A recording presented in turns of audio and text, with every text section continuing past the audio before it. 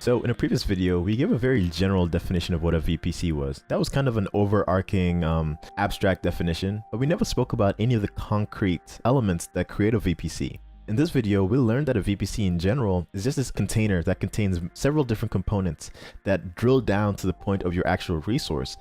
Because at some point, we need to be able to apply IP addresses and things like routing.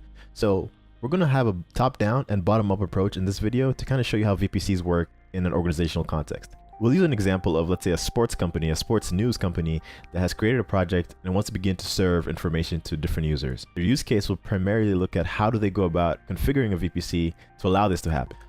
Our company is called Sports News because we're very creative.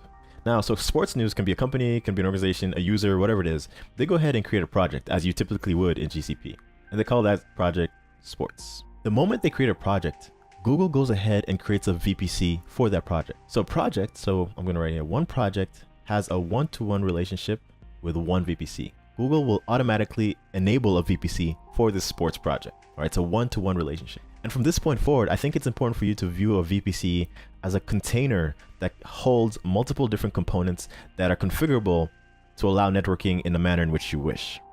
So cool, Google has created a VPC, and a VPC is a global resource. So even though I'm showing the mainland United States here, think of it as spanning, a VPC can span all possible data centers across all regions across the entire world. It cannot be singled down to one region or one location. It is a global resource. So let's boil it down. What comprises of a VPC? The first thing we're going to talk about is networks.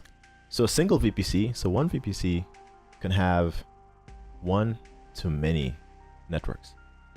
So what's a network? Well, a network is once again an abstract grouping of different components in a manner in which you wish that can allow networking and communications in a configurable manner and a manner in which that you have, let's say, predefined. So let's give an example with our sports company, right? Let's say we have some resources, let's say some databases in LA, we have some compute in Iowa, because Google has some resources in Iowa, in Moncks Corner, South Carolina, in Montreal, in Oregon, and other places, right? All these resources spread across North America. We may say that, hey, we want to create some networks that pertain to certain regions, right? Let's say we have a Pacific region, and I'll show these networks in yellow. Let's say we have a Pacific region here that has both LA and Oregon. We create a network there. Once again, just a logical abstraction.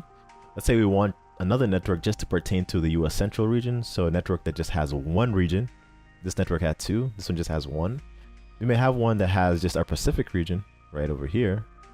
And we can decide that, hey, we want a network because let's say Canada needs to be paired with an American one. Let's say there's some legislation or some law that requires anything outside the US to be paired with something in the US. We can create a network that encompasses both Montreal and the Atlantic seaboard, so the one in South Carolina.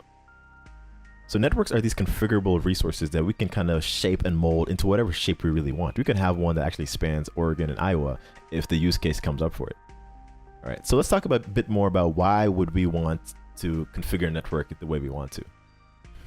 So let's talk real quick about how Google goes about creating networks, right?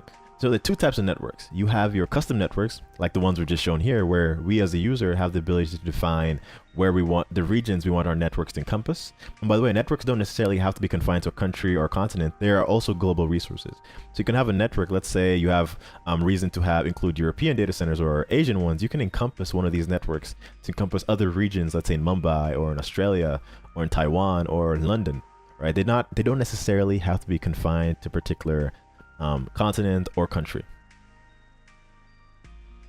And the second type of network Google offers is what's known as an auto mode.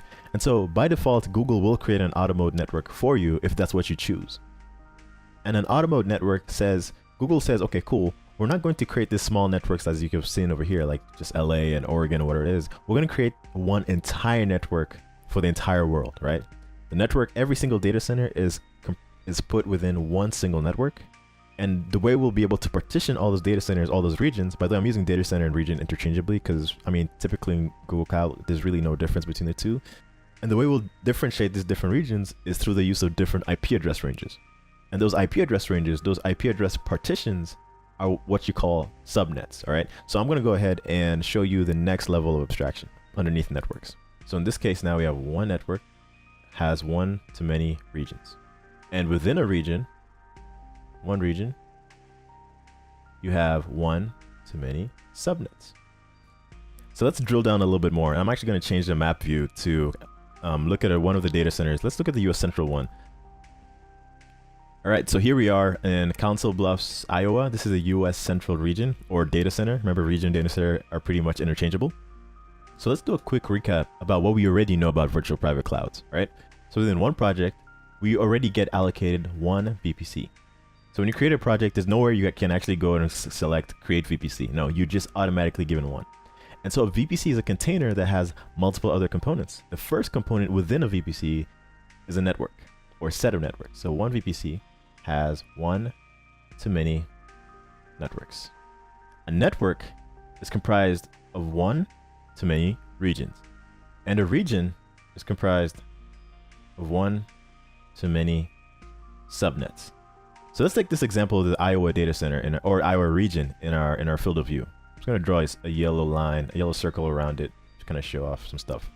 So our sports company may have different resources within this particular region. This is a region, right? This in particular is the US Central region, right? So we're in this level of our layers of abstraction.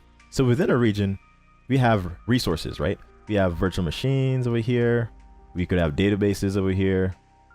So you're able to have multiple resources or a single resource in multiple subnets, right? So let's use our example or our use case to kind of show perhaps how a subnet can be created. So let's say we have information for our NFL content in one part of the data center. And by the way, data centers or regions are split up into zones, but that's not necessarily relevant right now.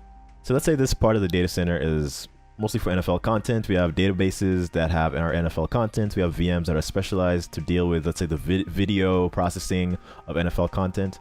Let's say on this other hand, we have our let's say, NBA stuff, right? We have machine learning models for, let's say, the fantasy basketball over here. We have databases again. We have VMs and other resources. We may say, hey, listen, NFL and NBA are logical groups that don't necessarily need to mix together. So we can go ahead and create a subnet or a subnetwork, right? So some subnetwork is another logical partitioning of a network, right? The only thing is the subnets must exist within a single region. So we can have a subnetwork here. I'm just going to change the marker. We can have a subnetwork here for NFL. Sorry about the background. It's not the best. Another subnetwork here for NBA. Now, within subnets, this is actually when we start to hand out what are known as IP address ranges, right? And within your custom networks, remember, there are two types of networks, your auto mode and custom one gives you the flexibility to create the network the way you want. Within your custom networks, you have the ability to allocate IP address ranges to your different subnets. So let's say the NFL one will take an internal IP address range of 10.168.1.0/24. And if you guys are not familiar with CIDR ranges, don't worry about it. I'll explain it probably in a different video, or you can just Google it. What this means is that every virtual machine within or resource within this NFL subnet will have an IP address from this range. So let's say you have, I'm just going to annotate. Let's say you have a VM over here. This VM can have the IP address, say 10.168, because remember it has to conform to the range .1.3, right? You can have other VMs for it, which are like .4, .5. Each resource gets its own IP address, right?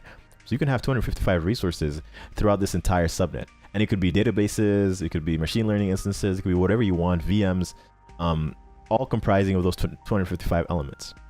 Then the NBA side, you may say, hey, listen, we're going to have our IP address range be something like 10.168.2.0/24. Once again, 24 meaning you have full control over everything on this end except 0. So you have 255 instances that you can play around with. And let's say we have an instance of VM that's supposed to, let's say, do the daily NBA roundup videos. So like the highlight reel.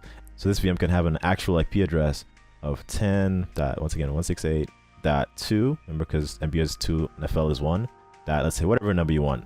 133, right? And so this VM is in charge of doing those highlight reels every single day after all NBA games have been played. So at the very bottom of our hierarchy, remember we've spoken about VMs and databases. Where do those go within our hierarchy? Because they still need to network amongst each other. So within a subnet, you can have multiple networked resources. And the resources I'm describing are things like your VMs, your basic VMs, things like storage, your databases, so like your Cloud SQL instances, your ML instances, your IoT, whatever it is you want, all the things we love to play around on GCP. and all of those exist within a single subnet or a single region. You can have certain resources that are not necessarily pegged to a particular region. So like your cloud storage instances, for instance, can be multi-regional. So you can have a cloud storage instance that is replicated across Iowa and other parts across the US particular area.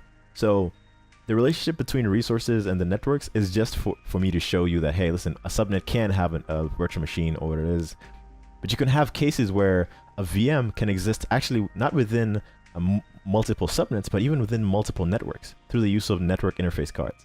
But these are just some small caveats that I'm just letting you know. And once we actually get the chance to dive into each of these specific components of a VPC, we'll start to see how you can actually have certain resources span multiple regions and multiple networks. It's actually interesting how that can happen.